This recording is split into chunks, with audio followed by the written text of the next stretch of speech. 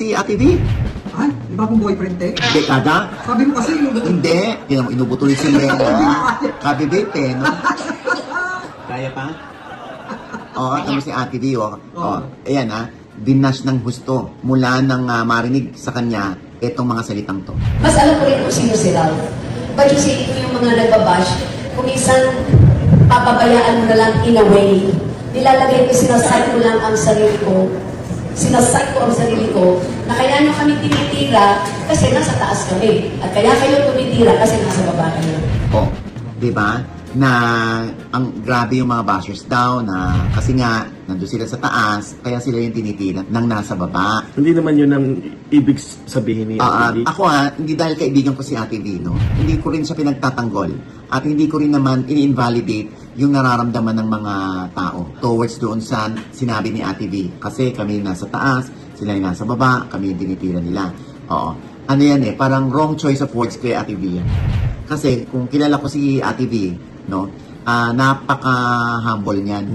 Sabi ko nga, wrong choice of words si Ate V dyan. Kasi kahit naman ako yung makakaano nun, kung hindi ko kilala si Ate V, sasabihin ko, oh my God, grabe naman to si Vilma Santos.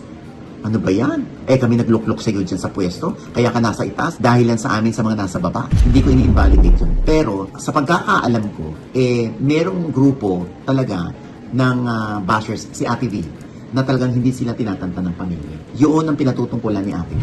Pero sa tingin mo, yung word na yun na ginamit ni Ate V, ano sa tingin mo ang pinapa-imply niya doon sa word na kami nasa itaas? Hindi nga, ibig sabihin, pinariringgan niya yung hindi pa rin kayo umaangat-angat kasi hanggang ngayon tinitigan nyo kami. Ganun. Yun yung kasi sila Hindi nasa posisyon ngayon. Oo, kasi coming from Ate V, ang sinabi niya ay definitely hindi ang taong bayan ang pinatutungkulan ko dyan. Dahil sila naman talaga ang nagluklok sa akin kung nasaan ako ngayon. Utang ko sa kanila yon. Ngayon, ang pinatutungkulan niya ay yung mga detractors niya talaga na umpisa pa lang ng kanyang political career, andyan na at talagang siya'y binabanatan at ginagawa ng issue.